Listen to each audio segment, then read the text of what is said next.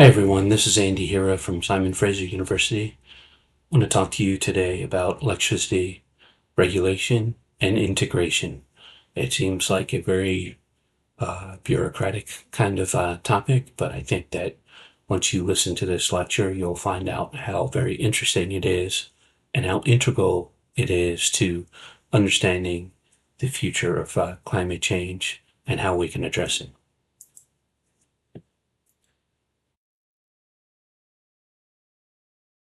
So, we are going to start with discussing the reasons why energy markets are regulated. We're going to review the development of deregulation from the 1980s and 1990s and continuing today around the principal idea of unbundling electricity markets. We're going to look at the political economy of deregulation with examples from Latin America. And we're going to finish up with a discussion of energy integration. So basically, energy markets have changed drastically over time.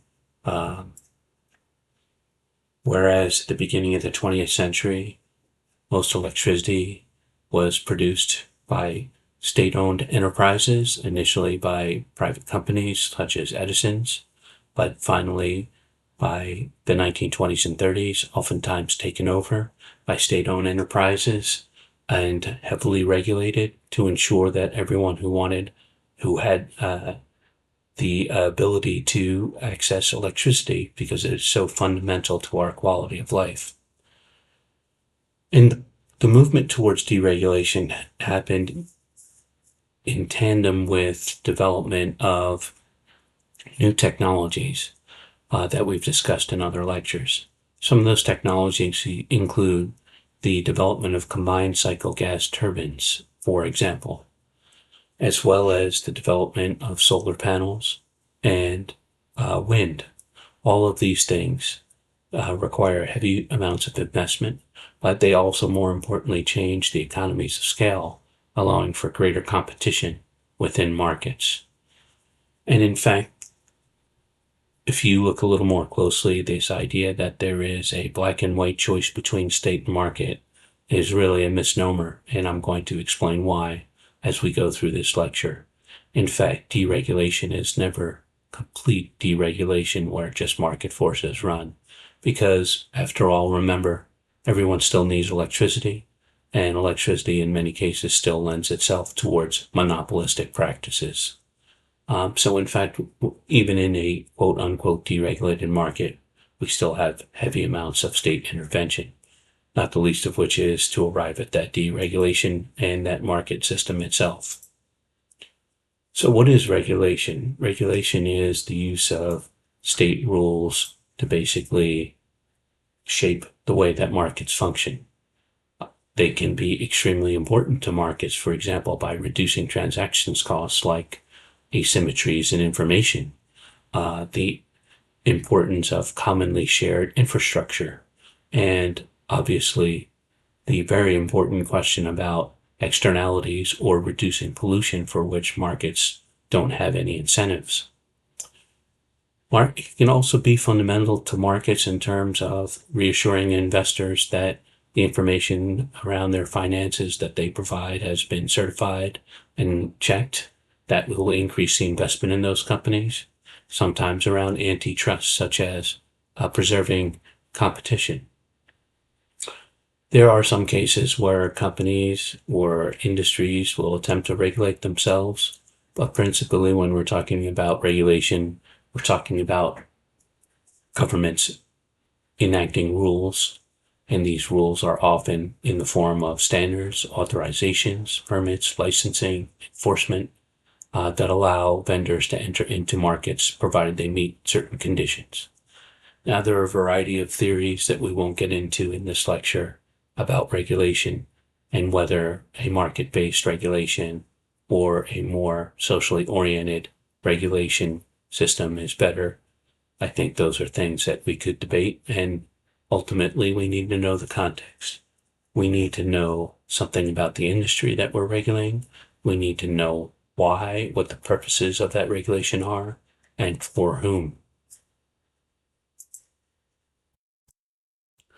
Let's turn now to energy markets and the concept of unbundling.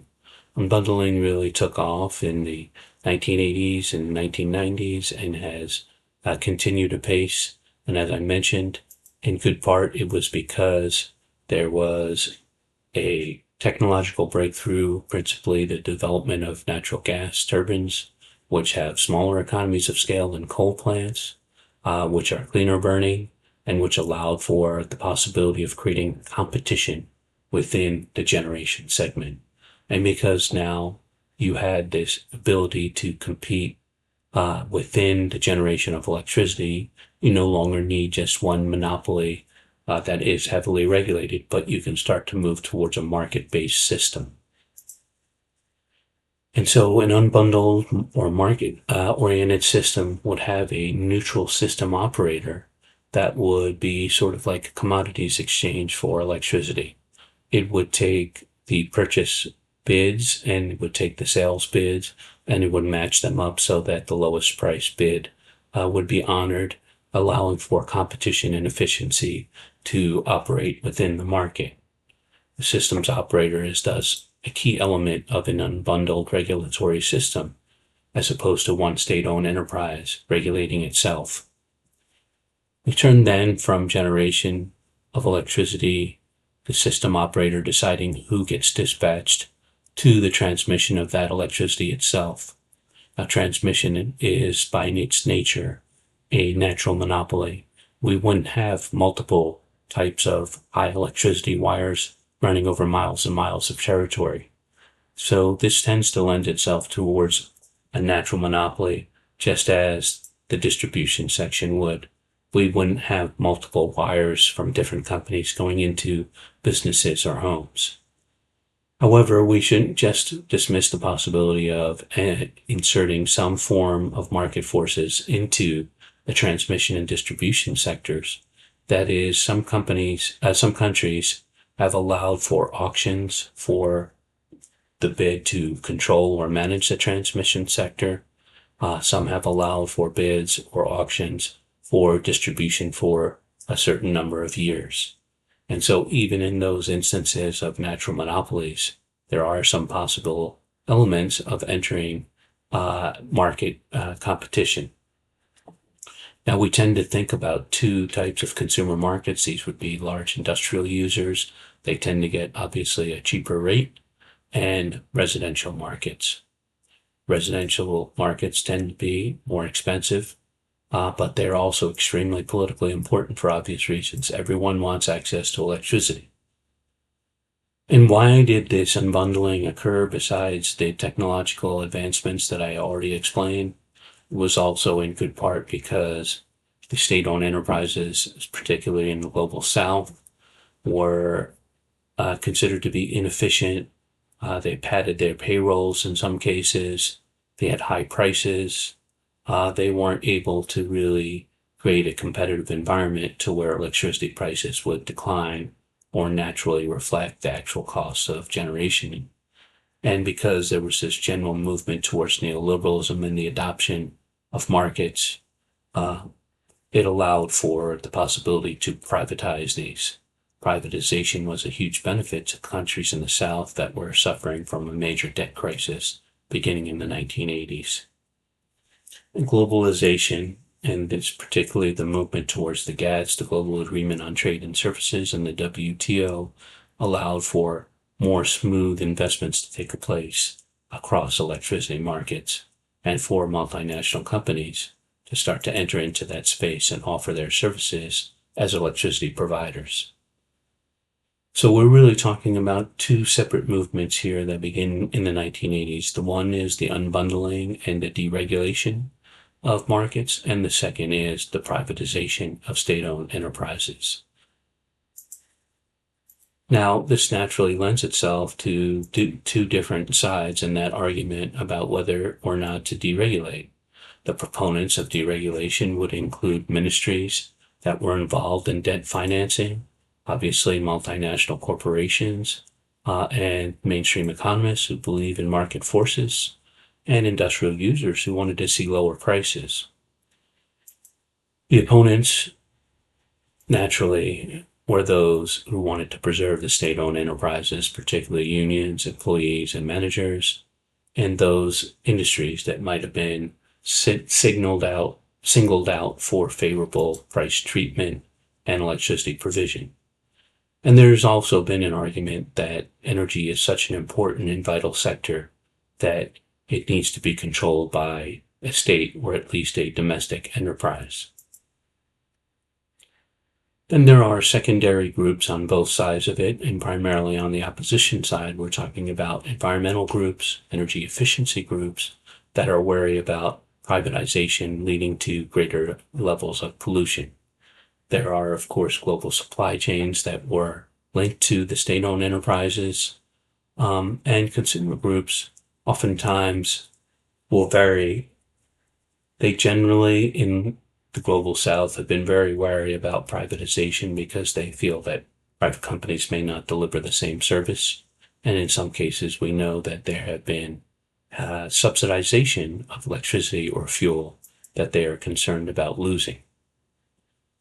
So when I started to look at Latin America in the early 2000s and 2000, in terms of whether deregulation and privatization really helped their energy sectors, it became much more complex than one would initially think. First, it's not that easy to just do a before and after price analysis. The economies were growing, there was cross-subsidization for certain industries, there was a great deal of inflation, and then we also want to evaluate not just prices, but employment in the energy sector. There were also problems, even more challenging problems, with evaluating quality of service. But in general, what we saw was that prices went down and in general quality improved. There were clear improvements in capacity and investment in the short run. However, for countries that had marginal areas with little electricity service, or for major infrastructure projects like hydro facilities or transmission lines, there was not really enough incentive for private companies to invest in those things.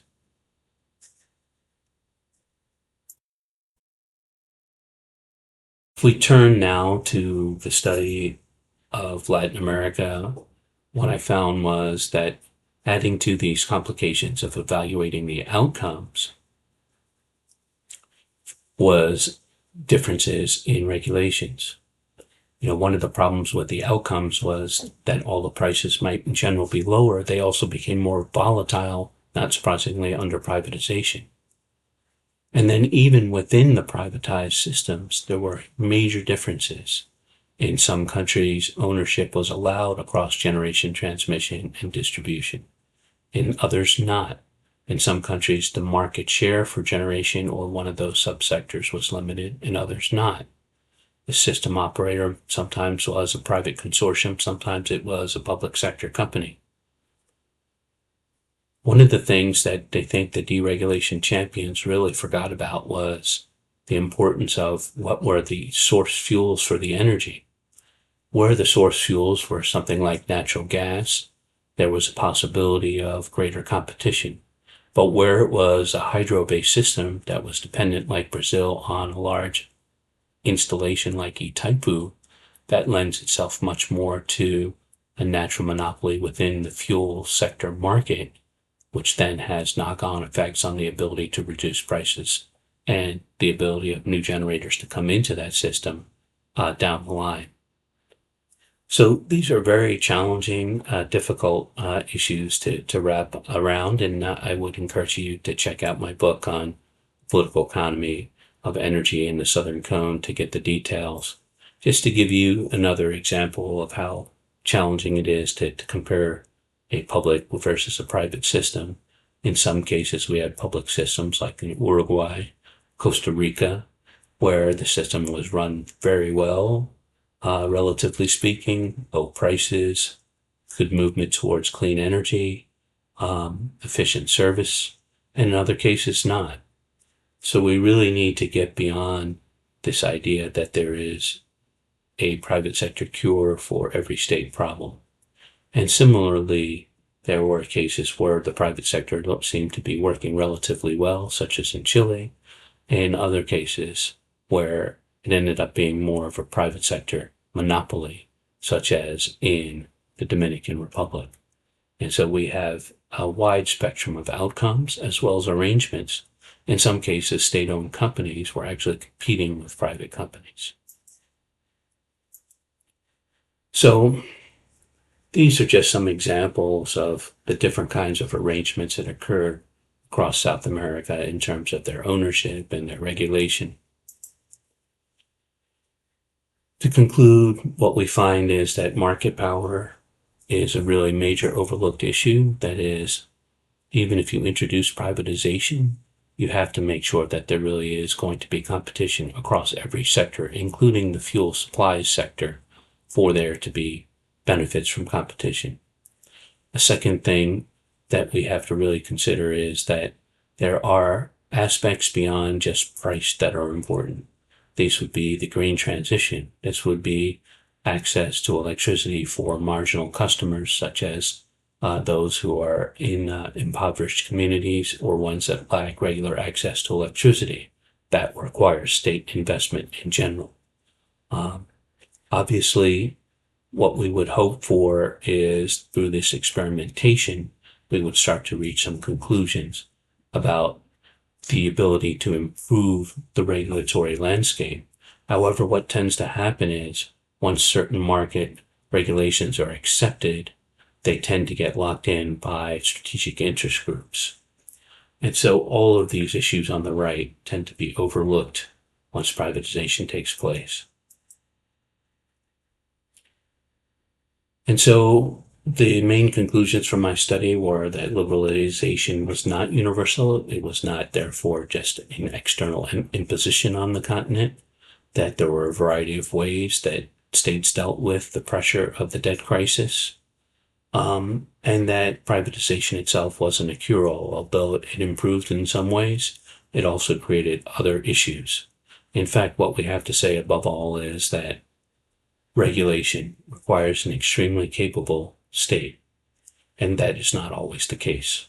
That helps us to explain the difference in outcomes.